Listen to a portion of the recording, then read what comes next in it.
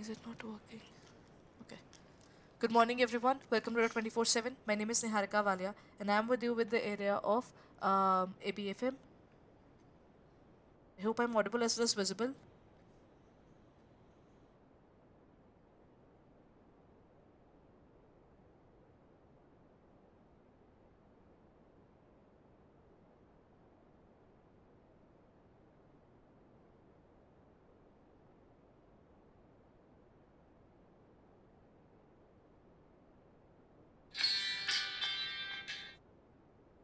Okay.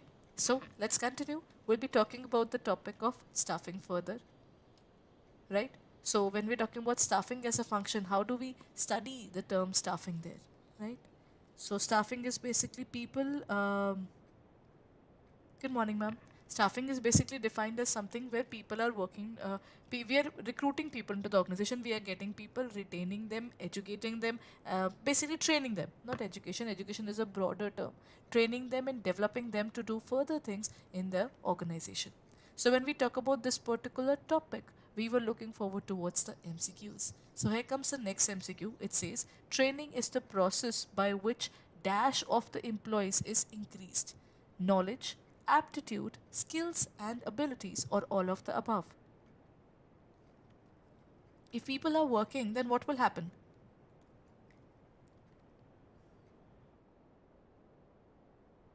If people are working, the first thing that will happen is all of the above. Why? Because if you are training, your knowledge will increase. If you are training, your aptitude is going to increase. Your whenever you go through on the job training, there are two kinds of training. Off the job is where you are basically told things, right? That is called off the job. The next is on the job. In terms of off the job, you are not doing that particular job, right? You're just learning the concept. And when we talk about the on the job training, you are doing the job and working over it. That is what we define as on the job training. In this case, training is a process by which all of the above things are increased. That means the answer is all of the above.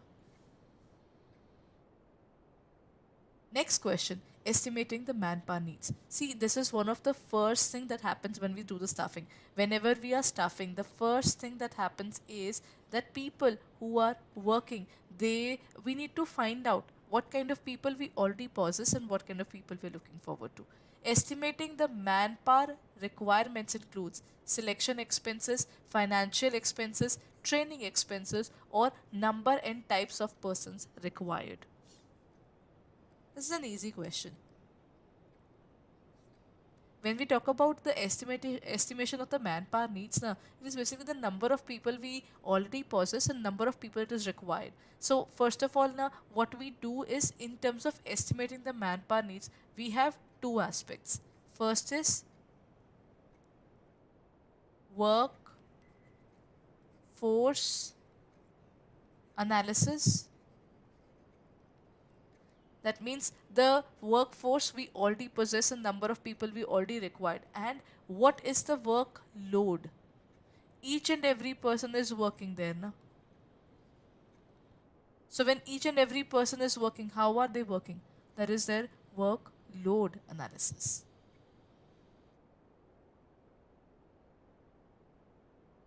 That is number and types of the persons required is the correct answer.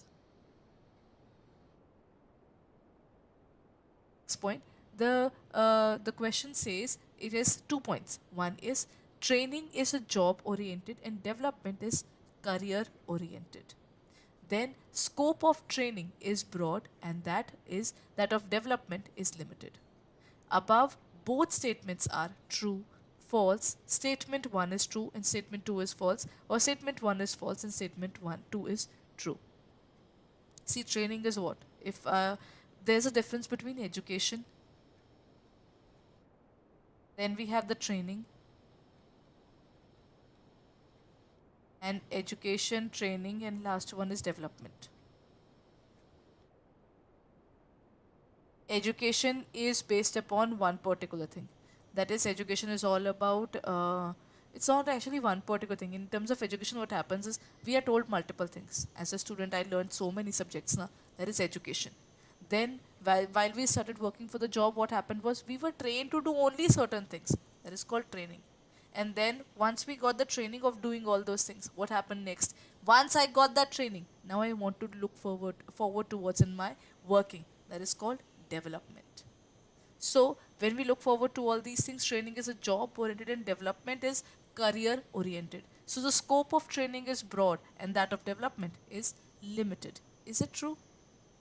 See, the first point is absolutely correct. Why? Because the training is basically job oriented and development is basically career oriented. Whenever you are building up your career, that is development. Then the second point that arises is scope of training is broad and that of development is limited. Training can be defined as something where training is not broader because it is just oriented to the work that you are doing. For example, if I'm working in an organization as a finance manager, right? I'm at the top level of finance there. My work or my training is just related to that finance, then my scope is limited. If I'm also preparing myself for the next level of managerial working, then the training becomes broader. That of development, but the development is way too broader because my job training would be related only to the finance area. But when I talk about the managerial level, I'm not just preparing for the finance level, I'm preparing for the entire level. That is how we define the area of statement 1 is true and the statement 2 is false. Under, okay. I hope the question is clearly visible, or let's just look forward to this question.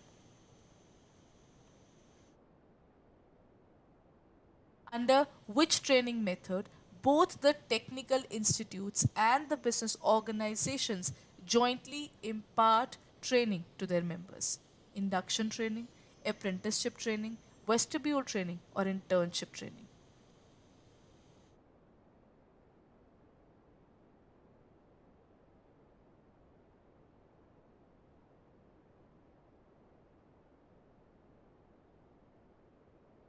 Under which training method both the technical institutes and the business organizations jointly impart their people? So what happens is training when see this happened even when the computers were started with computers use was started. Now people were trained to use a computer because the people who were already working, they were in manual maintenance of accounts, so they were given that particular training so that they can work upon computers, right? That is what we define as the training method. Both the technical institutes and the business organizations, the technical institution as well as that particular organization, for example, on the job trainings are there now. When you have these kind of trainings, then both of these things are giving the training together. Is it induction training, apprenticeship training, vestibule, or internship? Okay, let me give you a brief about all of these. Induction is whenever you come to a new organization, you are told about what the organization work is. Apprenticeship training is this is given in terms of plumbers, electricians, and mechanics. They are told how to do that particular work. That is called apprenticeship training. Then comes vestibule training. In terms of vestibule, we have a you can say we have a machine there, right? We have a machine. I cannot give a particular machine to a rookie, a person who's just new to the organization. I cannot give the entire machine to him. So what I'll do is I'll give them the pilot training. They will work upon a specific machine model, and that is what we call it as apprenticeship training. That is called vestibule training. Dummy machine. They first of all work upon the dummy machine, and then they work upon the original machine. That is called vestibule training. Then comes internship training. In terms of internship training, that particular person works that in that organization. They get the technical training, and then that particular person joins the organization. But this what happens is during the internship training, they are given training of every single thing that they are doing. Right? That is what we call as internship training. So correct answer is internship training.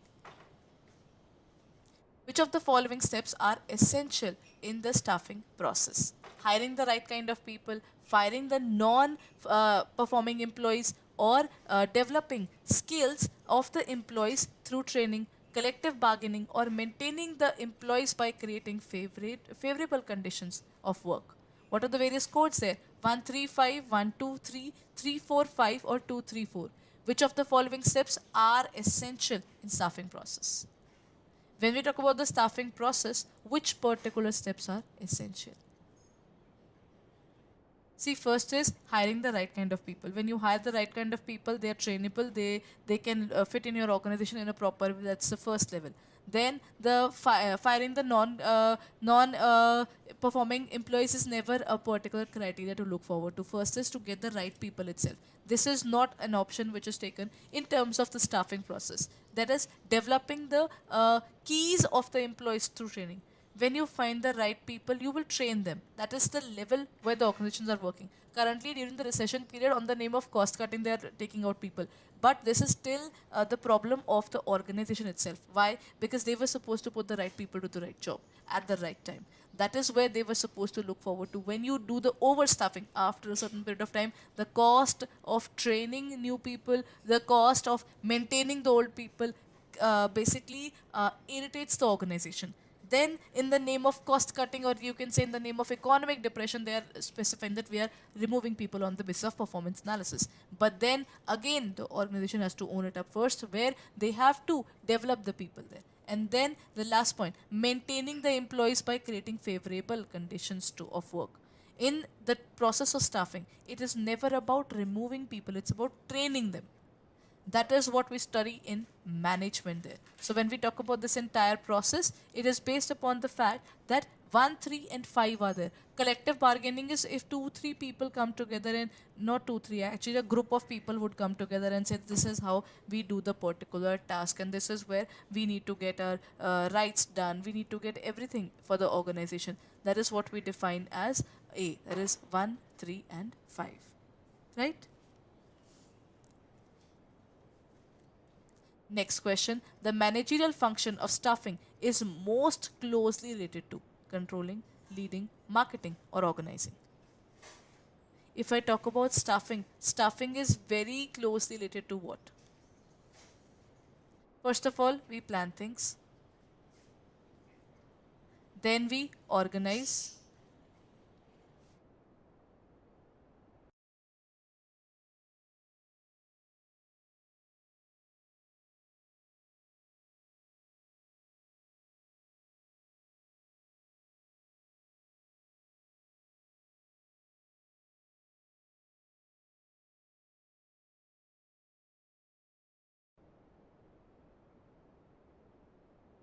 That is organizing.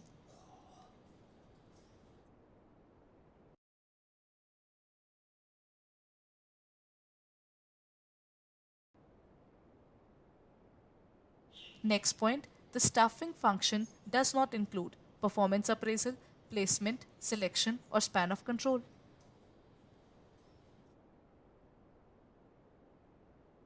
In terms of staffing function, it includes placement, it includes selection, it also includes performance appraisal. But what it does not include is the span of control. That is, number of persons working under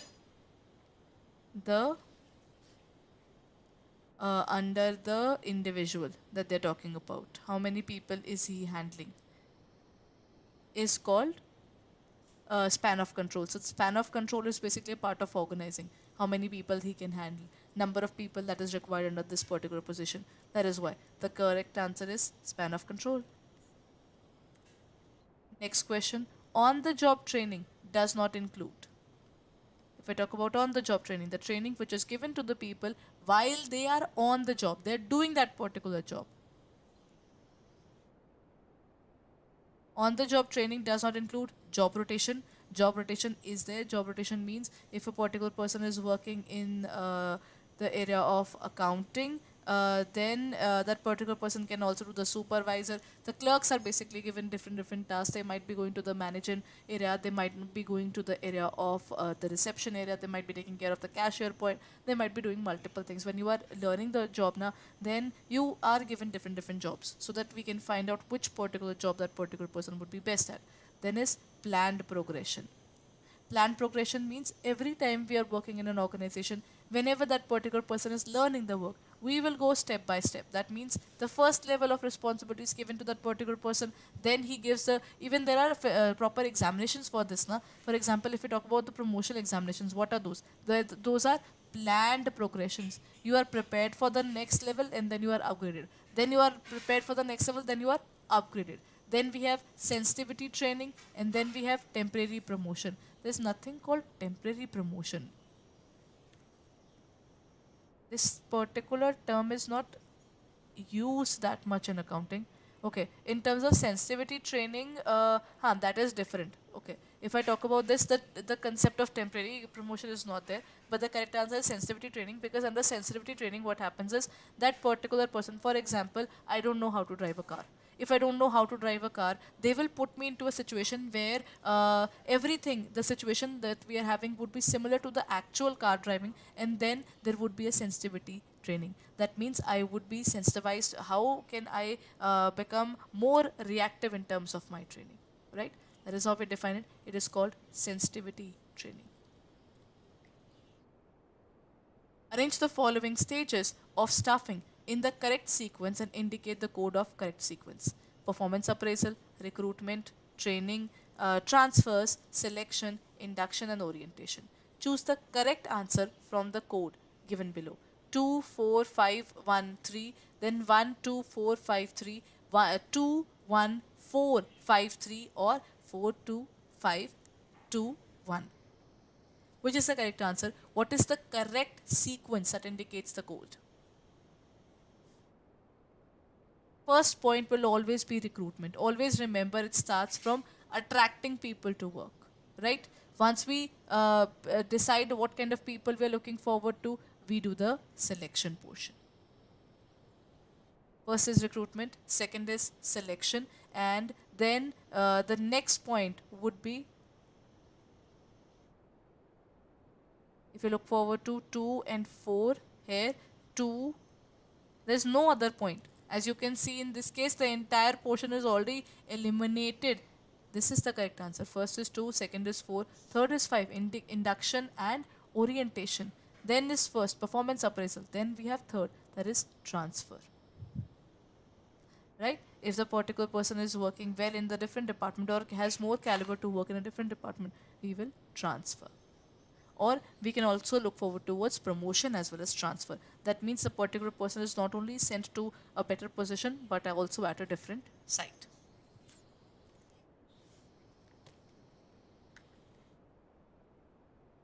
Right? Okay. So I think let's end the session here. I'll be meeting you tomorrow at the same time at 7 a.m. And if you're looking forward to our courses, and I hope you are looking forward to it already, because we are coming up with a new batch of CAIIB. So this is the perfect time. If you haven't started with your studies yet, you still have around 3 months to finish off your topics, because the examination would be conducted in June. That means you still have enough time that you can cover up those topics. So how can you cover up? Number one, in terms of our JIB and CIB area, if you go to the CIB 2023, you will find our courses. That means CAIB new selection batches there. That means in this batch, we will be starting from March 24th. This is the new batch that is coming up. The timings for all the classes are specified already. If you're preparing for this exam, then kindly go ahead and hurry up and check it out. Right? What you need to do is, if you're looking forward to it, click on the area of buy now, use the code Y541 and apply it, and you'll be able to get it. Right? So that is what we look forward to. You can get for 4799, and that too with the validity of this particular course is 6 months. Along with this, if you are not looking forward towards not only the syllabus area, you want to work upon other areas as well. There you have got live classes of 200 hours. But if you want to prepare for the MCQs as well, if you want to look forward towards the test series, which is again justified, we are looking forward towards multiple areas now while preparing for CIB. What you can do is you can check out our courses. Currently, double validity is going on. That means you can get, you have to pay for just a 6-month course, but you'll get 12-month validity. 500 hours of learning is there, 20 test series is there, 277 videos would be available for you already, which are a part of the different courses which are already going on. Along with that, we have already uploaded 40 ebooks and many more to come. That means if you're preparing for this examination, you get all the resources that you want. That would include live classes, mock test series, video solutions, revision batches, then all recorded and live batches, ebooks, numerical batches, case study batches, topic wise ebooks, and in depth analysis. Everything would be available in this particular package. That means if you buy this particular package, you don't have to buy a revision test, you don't have to buy a revision batch, you don't have to buy numerical batches, MCQ batches, whatever you look forward to. All the ebooks would be available to you along with case studies. So what are we waiting for? Isn't it a way better method to look forward towards your preparation, because you'll get all the resources and at once, and your preparation would be definitely stronger than ever. So you can use the code Y541 and get it at 7199.20. That means it is hardly 500 600 rupees per month. So this is for 1 year validity. So if you're preparing for it, kindly go ahead and check it out, as this is not only cost friendly, but at the same time it is examination friendly too as well. That means if you're preparing for the examination, all the resources are covered here for 7199.20 rupees. Right? Okay, so that's it for the day.